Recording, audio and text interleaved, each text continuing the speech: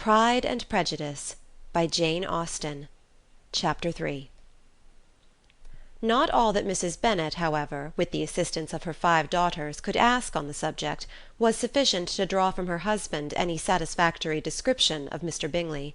They attacked him in various ways, with barefaced questions, ingenious suppositions, and distant surmises; but he eluded the skill of them all, and they were at last obliged to accept the second-hand intelligence of their neighbour, Lady Lucas. Her report was highly favourable. Sir William had been delighted with him. He was quite young, wonderfully handsome, extremely agreeable, and, to crown the whole, he meant to be at the next assembly with a large party. Nothing could be more delightful. To be fond of dancing was a certain step towards falling in love, and very lively hopes of Mr. Bingley's heart were entertained. "If I can but see one of my daughters happily settled at Netherfield," said Mrs. Bennet to her husband, "and all the others equally well married, I shall have nothing to wish for." In a few days Mr. Bingley returned Mr. Bennet's visit, and sat about 10 minutes with him in his library. He had entertained hopes of being admitted to a sight of the young ladies, of whose beauty he had heard much, but he saw only the father. The ladies were somewhat more fortunate, for they had the advantage of ascertaining from an upper window that he wore a blue coat and rode a black horse. An invitation to dinner was soon afterwards dispatched, and already had Mrs. Bennet planned the courses that were to do credit to her housekeeping, when an answer arrived which deferred it all. Mr. Bingley was obliged to be in town the following day, and consequently unable to accept the honour of their invitation, etc.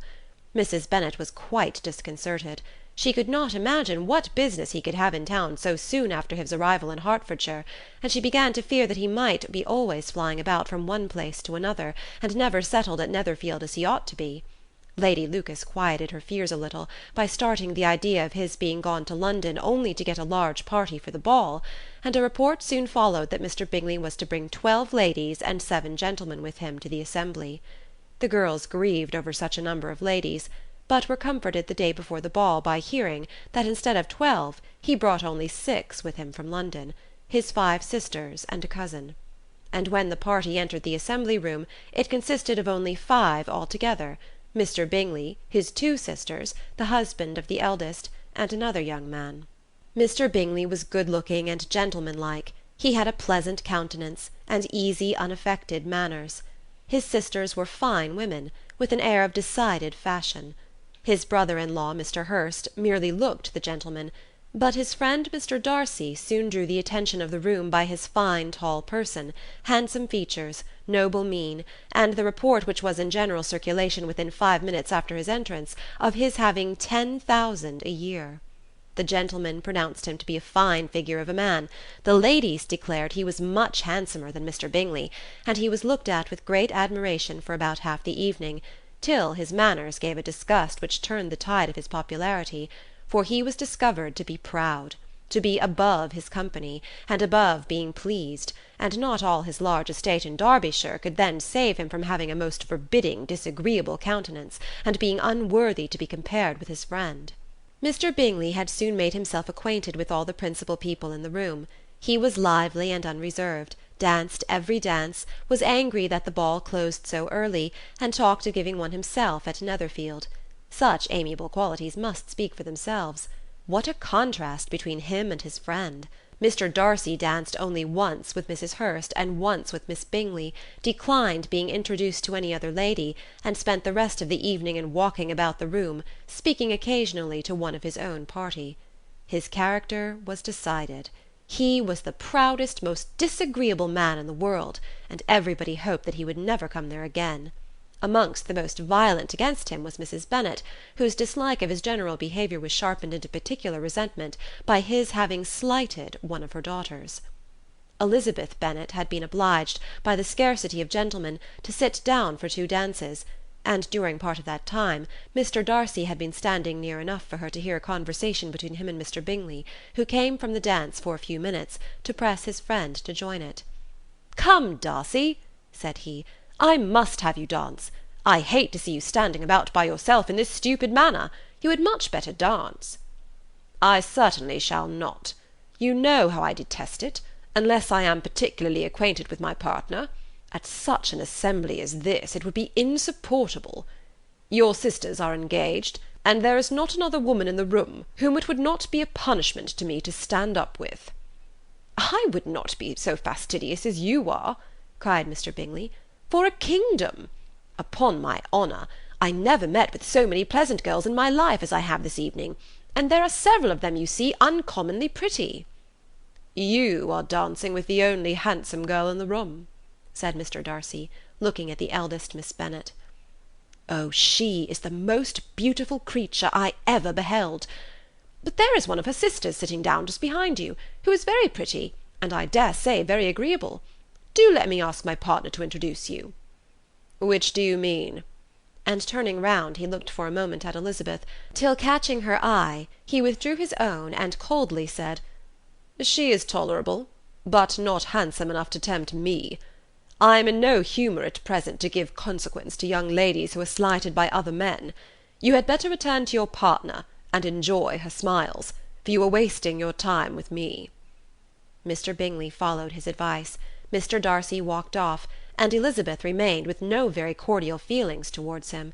She told the story, however, with great spirit among her friends, for she had a lively, playful disposition, which delighted in anything ridiculous. The evening altogether passed off pleasantly to the whole family. Mrs. Bennet had seen her eldest daughter much admired by the Netherfield party. Mr. Bingley had danced with her twice, and she had been distinguished by his sisters. Jane was as much gratified by this as her mother could be, though in a quieter way. Elizabeth felt Jane's pleasure. Mary had heard herself mentioned to Miss Bingley as the most accomplished girl in the neighbourhood, and Catherine and Lydia had been fortunate enough never to be without partners, which was all that they had yet learnt to care for at a ball. They returned, therefore, in good spirits to Longbourn, the village where they lived, and of which they were the principal inhabitants. They found Mr. Bennet still up. With a book he was regardless of time, and on the present occasion he had a good deal of curiosity as to the events of an evening which had raised such splendid expectations. He had rather hoped that his wife's views on the stranger would be disappointed, but he soon found out that he had a different story to hear. "Oh, my dear Mr. Bennet," as she entered the room, "we have had a most delightful evening, a most excellent ball. I wish you had been there. Jane was so admired, nothing could be like it. Everybody said how well she looked, and Mr. Bingley thought her quite beautiful, and danced with her twice. Only think of that, my dear, he actually danced with her twice, and she was the only creature in the room that he asked a second time. First of all he asked Miss Lucas. I was so vexed to see him stand up with her. But, however, he did not admire her at all, indeed nobody can, you know, and he seemed quite struck with Jane as she was going down the dance. So he inquired who she was, and got introduced, and asked her for the next two. Then the 2/3 he danced with Miss King, and the 2/4 with Maria Lucas, and the 2/5 with Jane again, and the 2/6 with Lizzie, and the Boulanger—" "If he had any compassion for me," cried her husband impatiently, "he would not have danced half so much. For God's sake, say no more of his partners. Oh, that he had sprained his ankle in the first dance!" "Oh, my dear, I am quite delighted with him. He is so excessively handsome, and his sisters are charming women. I never in my life saw anything more elegant than their dresses. I dare say the lace upon Mrs. Hurst's gown—" Here she was interrupted again. Mr. Bennet protested against any description of finery. She was therefore obliged to seek another branch of the subject, and related, with much bitterness of spirit and some exaggeration, the shocking rudeness of Mr. Darcy. "But I can assure you," she added, "that Lizzie does not lose much by not suiting his fancy, for he is a most disagreeable, horrid man, not at all worth pleasing. So high and so conceited that there was no enduring him. He walked here and he walked there, fancying himself so very great, not handsome enough to dance with. I wish you had been there, my dear, to have given him one of your set-downs. I quite detest the man." End of Chapter 3.